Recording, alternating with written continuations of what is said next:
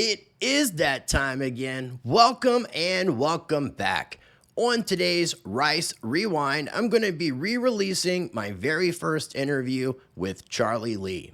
In case you're unfamiliar with him, he is a computer scientist. He is the creator of Litecoin, and he currently serves as the managing director of the Litecoin Foundation. This interview was originally recorded and released on May the 20th, 2020.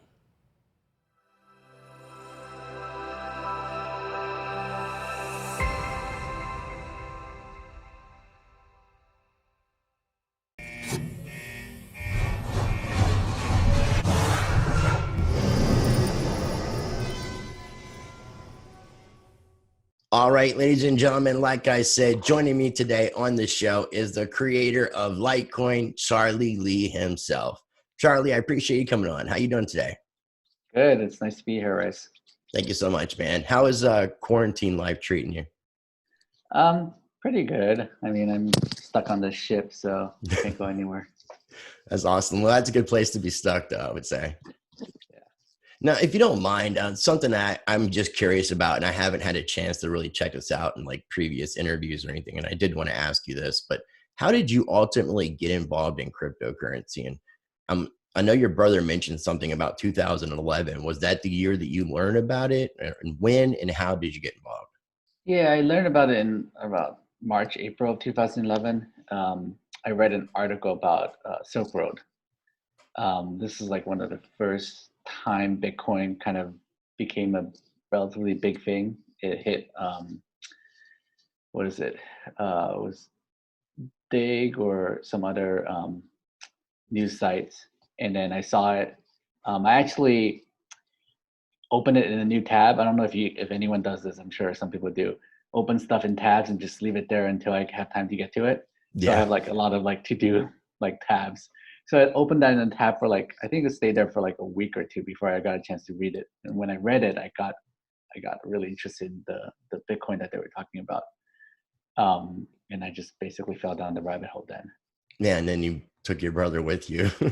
Which, Yeah, it took some time to convince him actually, because yeah, well, he made it sound like it was kind of simple. He didn't elaborate, but yeah, it's cool that you got your it brother was into it.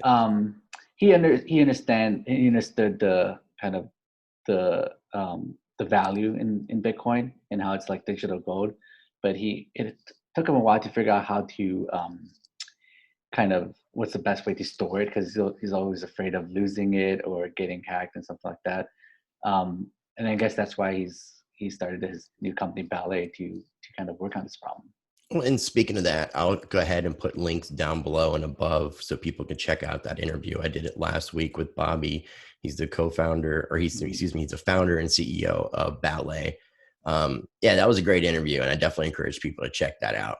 So Yeah. I know your time's a little bit limited, so I wanted to kind of get right to it, man. I wanted to kind of basically talk more about stuff that's current. Hmm. I'm really excited about the news that I heard when you had mentioned it was January of last year, I believe, when you announced adding privacy features to Litecoin and wanting to use MimbleWimble.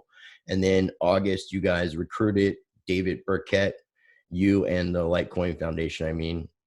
And David Burkett is a Grin developer, and he's known for MimbleWimble based privacy coins. So it's kind of cool that you guys brought him on.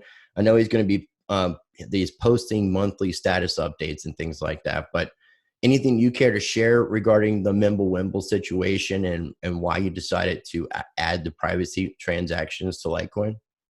Sure. I mean, early on, I realized that Bitcoin and Litecoin is kind of like the perfect form of money. It's sound money, except for one thing, which is it was missing true fungibility. When when I send Litecoin to you, for example, you can see like the change address, you can see the history, you can kind of almost figure out how much money I have, right? So if I like, for example, bought 10 Bitcoins on the exchange and I sent you 0.0001 Bitcoin for whatever, for a small purchase, let's say, you can see that my address actually held 10.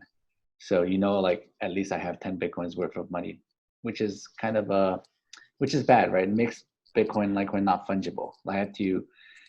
I'm sure a lot of you guys also do this, but you have to kind of pick and choose your inputs if you want to be Hmm. careful about not exposing um, your finances to someone else, right? So which makes it really hard to use.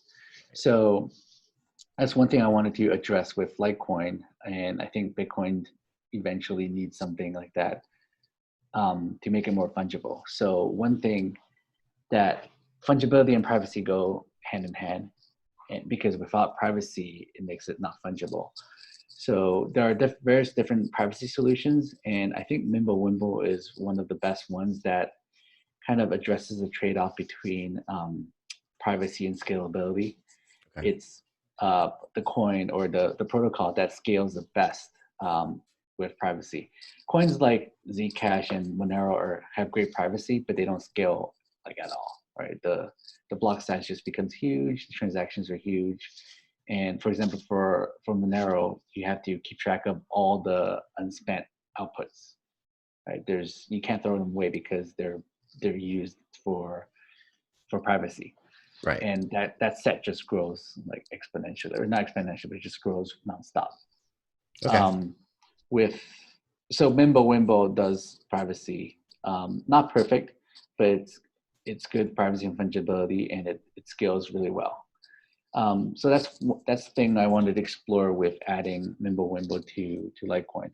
And the way we're approaching it is to add it with a soft fork and add it as an extension block. You can imagine it being like it's kind of like a side chain, but it's attached to the main chain.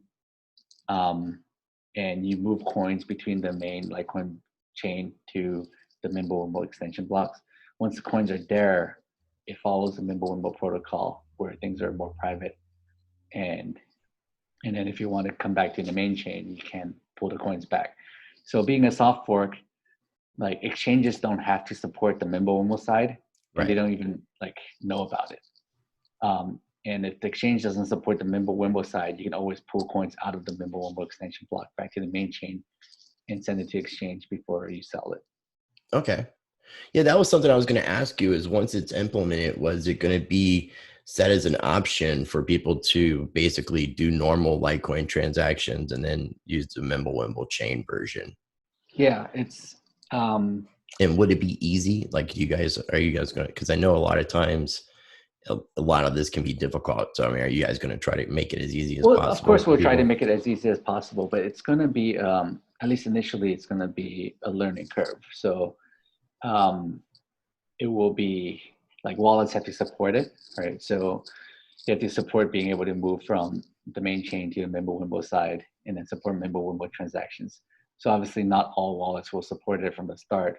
Um, and even for Litecoin Core, for example, I would imagine the initial release would be command line only, right? And then we'll add more UI support to it over time. Okay. Yeah. So, but the good thing is it's going to be a soft fork where the whole ecosystem wouldn't need to care about it until they want to, right? So it's an opt-in for wallets, for exchanges, for service providers to support the MimbleWimble side, and they can decide to just not care about it at all, right? I've actually talked to many exchanges about this to make sure that on the regulatory side they're kind of okay with such an upgrade, Mhm. and I've only heard good things about that where they think that it's a optional upgrade, and if they don't want to, they will just won't touch it. And I think it's smart too that you're doing the option and making it a soft fork because I think that a lot of people were kind of questioning what was going to happen to like the legality and as far as Litecoin in the future if it was specifically utilizing the MimbleWimble protocol Mm-hmm. as a constant because obviously I think that privacy coins and anonymous coins are probably going to come under some attack with regulation that's coming. I would imagine so. Now, Yeah, I'm sorry. let me talk about. I see it as kind of like cash, right? Cash is a lot more private. Um, if you want to do any kind of like businesses with like banks and stuff, you can't deal with cash, right? You have to deposit to your account and do wire transfers and stuff. But you can always like pull the money out into cash and use money privately. And this is Right. kind of like the MimbleWimble extension block where you can move your coins to MimbleWimble. But if you ever want to sell it on an exchange that has KYC, you would have to kind of move it back onto the main chain, or when you deposit it, they'll see how many coins you have, which is obvious. But yeah, so I don't know. We'll see how people use it, right? I think it's a good it's good to have more fungibility for cryptocurrency, and I'm Yeah, happy I to agree. I do it. think the kind of the idea that your coins could be marked as tainted because they were used in illegal transactions or used in some purpose that the government didn't agree with, and you happen to be the person that owned that particular coin, you may be the one suffering the consequence of that. So I definitely think fungibility is important, and I really like the fact that you guys are adding it. Now, one of the things that I thought was really interesting about this, and correct me if I'm wrong, wasn't the MimbleWimble protocol intended kind of as an upgrade or a side chain originally for Bitcoin?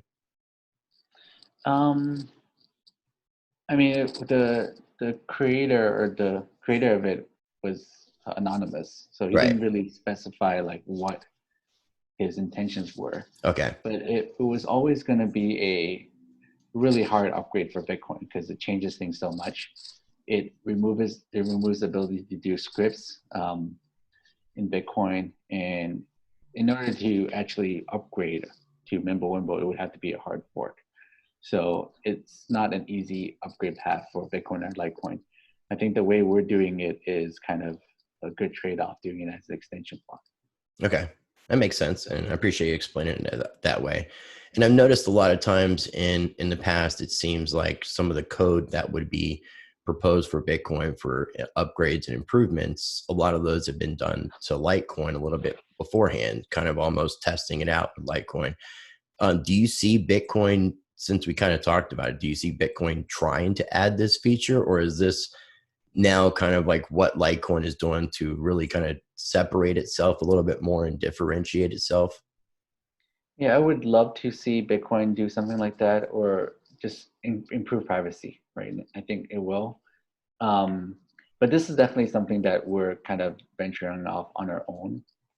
Unlike things like SegWit and other things where it was implemented in Bitcoin before we actually activated on Litecoin, this is kind of totally separate thing. So good and bad, I guess. The good thing is we're doing something that's different, experimenting something different.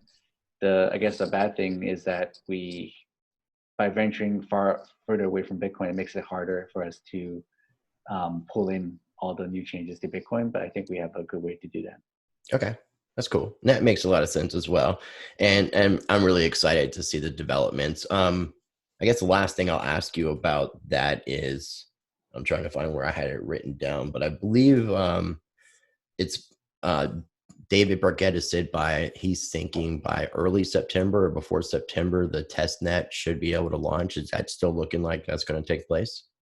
Yeah, the target is, I mean, this is not nothing set in stone. It's just trying to like put something in place to reach for. Target is end of summer to try to have a test net in place. So it's going to still be a while before we actually launch this thing. Right? It's a soft fork, so it might take some time for miners to signal it.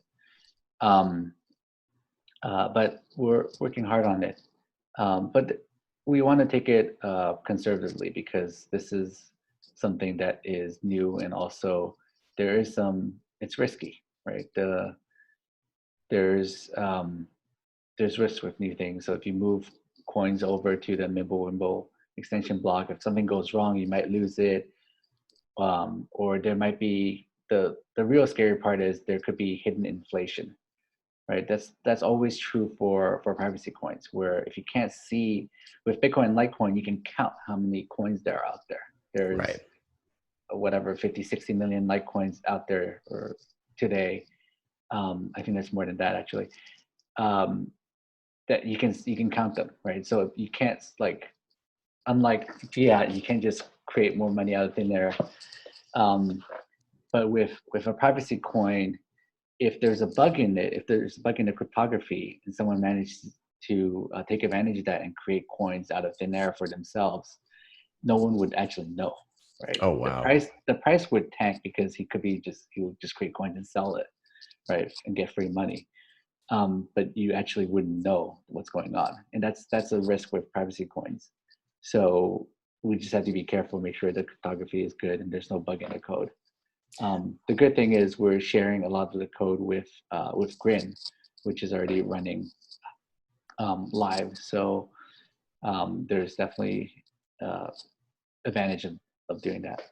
Yeah, because they've kind of tested out some of the bugs, which makes sense. And I'm not a coder. I've been learning a lot, just talking to people like you. But I can definitely tell that that this is definitely going to be like a crazy process of how this thing has to be implemented and all the different factors. And as far as what you said, as with the inflationary bug possibility and people not being able to know that there's an inflation issue, it's something I've never taken into consideration, and it's definitely something it's interesting to think about. It's an issue that's affected a few privacy coins actually, hidden inflation. Um, yeah, it's the good thing about this is the extension block, MimbleWimble extension block for Litecoin would be kind of isolated by itself. If something happens to that, it won't infiltrate the main chain because Right. you won't be able to withdraw more coins that was deposited into the extension block. So yes, if you put coins in the extension block, it's risky because there's this potential of a bug that could cause inflation. But this is a risk that one will be willing to take if they want to kind of experiment with this extension block with new privacy features. So we'll see. It might take some time before people get used to it and become comfortable with it. Well, most of all, I mean, I just appreciate you being honest and transparent about it, because I mean, you don't want somebody just kind of jumping into this and not knowing that there's risks involved. So I appreciate you being transparent, because it's obviously important in our space, our decentralized space that we like to protect. It's something really cool though that I wanted to talk with you about, and I guess the news came out today, was the partnership with Atari and Litecoin Foundation.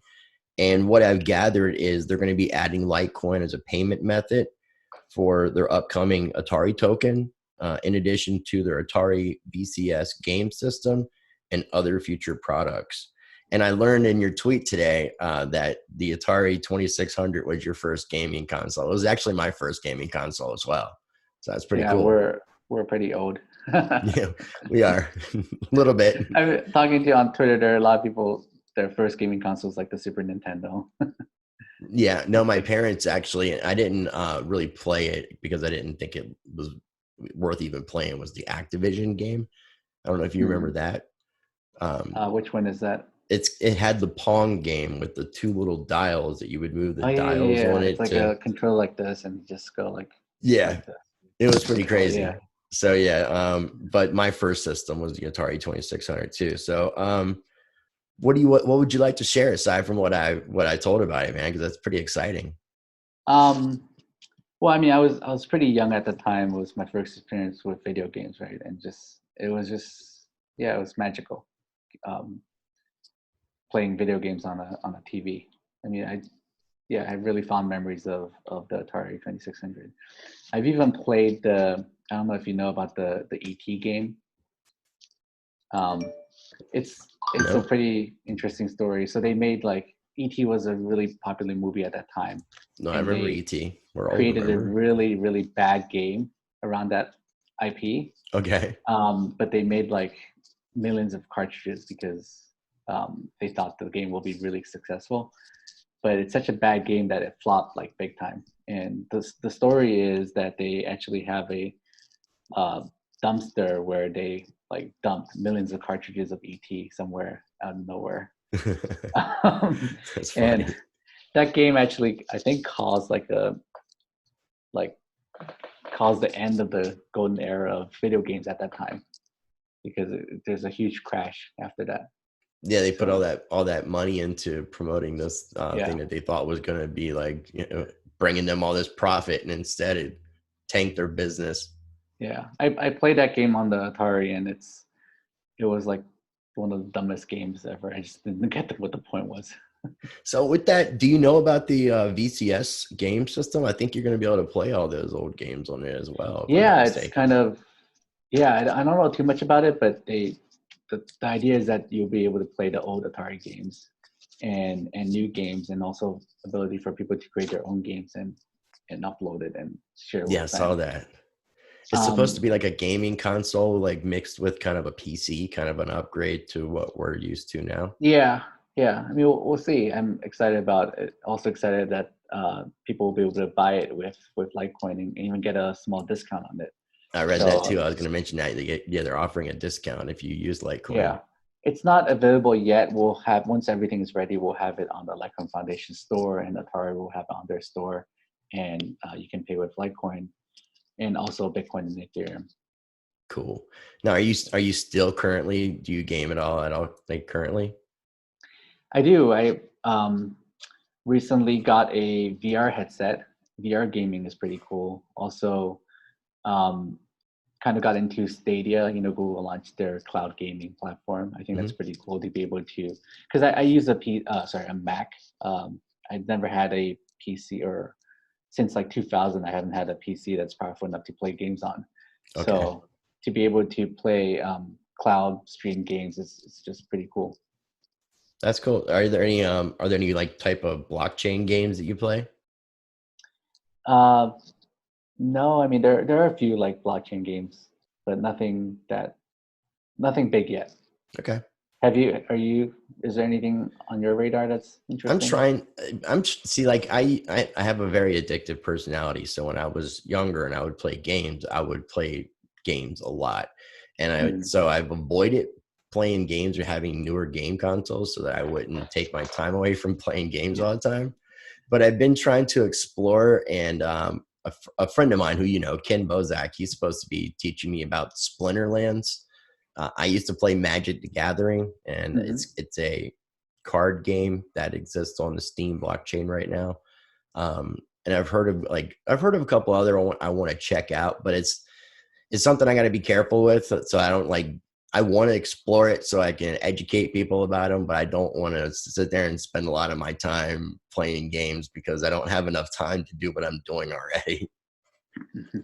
Speaking of Magic the Gathering is is what Mount Gox came from, Yeah, right? Magic it's the Gathering online exchange. it's So crazy. it's Yeah, supposed to Magic the be a Gathering online exchange. card exchange site that turned into a Bitcoin exchange site.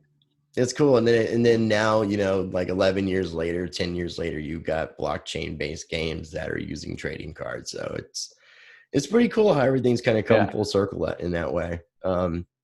Is there any other news or any other developments that you want to highlight or share that's been happening with Litecoin recently, aside from Atari, or anything that you haven't shared publicly that you want to?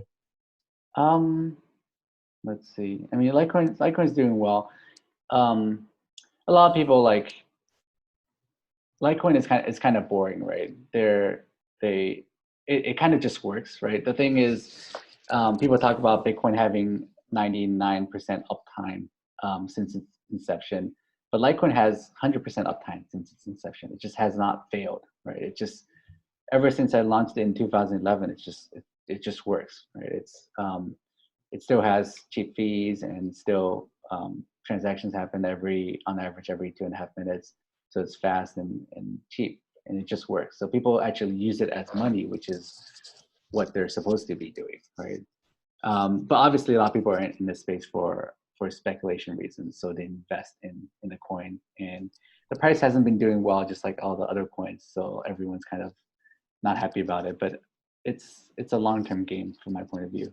So Yeah, I've been hearing the rumblings, and that it kind of segues into a question I did want to ask you and touch with is talking about Jared Tate, the creator of Digibyte, hmm. because I know he just recently he didn't leave Digibyte, but he's decided to kind of step away for a little bit, take a break from social media, and some of the things that he said in a couple of his tweets were mentioning that the fundamentals of what he's built being co-opted and eroded by greed, that the original values of this industry are gone.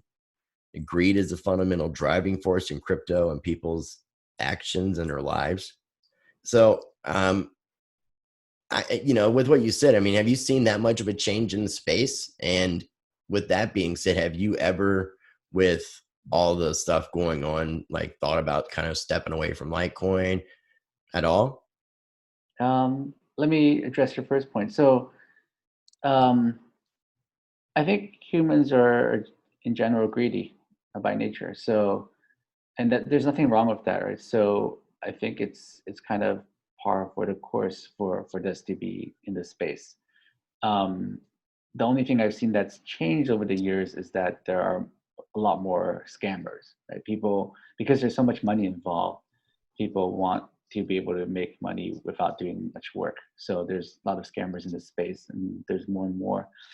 But in terms of greed, I think one of the good things about Bitcoin is Satoshi designed it to work with greed, right? The reason why mining um, and then Bitcoin works is because miners are greedy or selfish by nature. All they care about is making money, and because of that, they're not throwing money away to attack the coin. They're just, if they make money, the coin is secure and everything just works. So I think we just have to kind of work with that, right? Work with the greed that is kind of inherent in people. Right. So I don't see anything kind of wrong with that, and I think Jared might be a little bit burnt out. I know he's had a lot of like spats with exchanges not listing Digibyte. Well, Yeah, he had Digibyte removed from, it was taken off of Poloniex after him and after Justin he got Sun into little, a kind of a fight way, right? yeah. Was it Justin Sun or was it the I previous thought owner of I thought it Polonia? was Justin Sun, but there's so much that happens in this space. It's hard to keep up with. Yeah, But something happened, and I know that they were delisted from Poloniex, and yeah, I mean, so yeah. I yeah, I mean, kind of get your point of view. that's one thing I definitely like keep away from. It's not, you don't like fight with exchanges and do something that hurts your coin. Um, yeah, but I think it's kind of, there's a lot of drama involved, and kind of for me, I kind of want to stay away from drama as much as possible these days. Yeah, and that makes sense. And I do want to clarify that I'm not saying anything negative about Jared. Did you buy it or anything? I found the situation to be interesting, and being that you're a creator of a coin, and Hmm. kind of all the grumblings of people talking about nothing's been happening with the price, nothing's been happening with Litecoin, and all the different things that people just want to kind of gossip about. And I just want to kind of get your feelings on that. And kind of with that being said, the last thing I wanted to ask you Well, is, let me okay, cover your second okay, I'm question sorry, I'm about, sorry. no worries, about potentially me stepping away. I think this is definitely the end goal. In the end, for a coin to be truly decentralized and a coin of the people, there shouldn't be someone like a central figure that is dictating how things go. I think if eventually when I step away, Litecoin will be more decentralized. But in the meantime, it's a trade-off, right? I think it's more, it's kind of like a benevolent dictator versus a democracy. If the benevolent dictator kind of system is very efficient, a lot more efficient than democracy, but obviously there's a chance of the dictator becoming not benevolent, or what happens when he dies and someone else takes over. His son might be evil, right? Right. Um, so that's always a balance, but it's good thing for Litecoin, at least in this early stage, with me leading it and kind of pointing it to the right, in the right direction. But eventually, I see myself kind of stepping away from it and letting it flourish on itself by itself. Okay.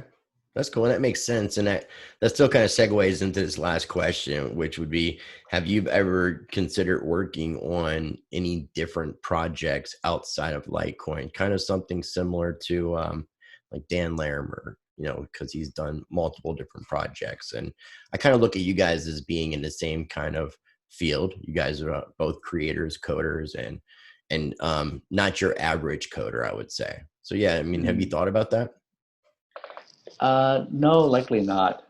When I left Coinbase in 2017, I decided to focus on Litecoin, and I knew that this is kind of going to be the thing for a long time. And if I ever stop doing it, it would be because I'm just not doing anything.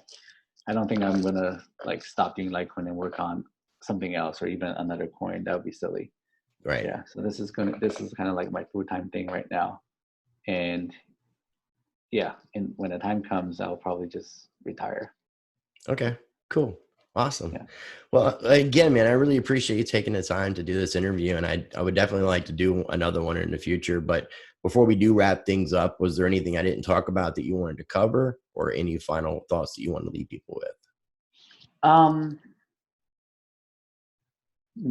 I would say people should not look at the price so much, and just kind of, if you're in this space, invest your money and try to not to look at it for a few years. And in the long run, things will do well. But if you're like constantly daily looking at the price, it's very stressful, and it's just not good for the mind. No, it's not. It's not. When I first got involved in crypto, I went through that phase where I was constantly looking at the price, and just I really couldn't put my phone down, or I couldn't stay off the computer. And yeah, I mean, even now with creating content and being so involved in a space, I still have to step away, put my phone down, get away from the computer, because it's really important to be able to give yourself some time. And Yeah. I mean, even, but like you said, there's nothing wrong with trying to make profit in the game. It's just, don't make that all about what you're doing. Or if it is, then just, you got to go along with how the game rolls, and just quit bitching and complaining about things that you don't like. You know, I mean, Yeah. I definitely like what you guys have created. When I first got involved in crypto, Litecoin was the second cryptocurrency that I bought after Bitcoin. And I became a friend of yours, a fan of yours. I got to meet you for the first time at the first World Crypto Con, and seen each other a couple of times since then. You've always been a really cool dude. So again, man, I really appreciate your time, and I'll tag you. I will have this video, the edited version of this video will be out tomorrow. So I'll tag you appropriately, as well as the Litecoin Foundation. Sure. And nice T-shirt you have there. Yeah, no, funny story, in Vegas, you told me that I looked like your chicken with my hair. Oh The yeah. first picture. That's I'll right. include the pictures that we did, but yeah, I Yeah. thought that was kind of funny. You called me your little chicken. So but yeah, dude, again, I really appreciate your time, and I'll be in touch. Sure. All Yeah. right. Thanks for having me. All right. Thank you again.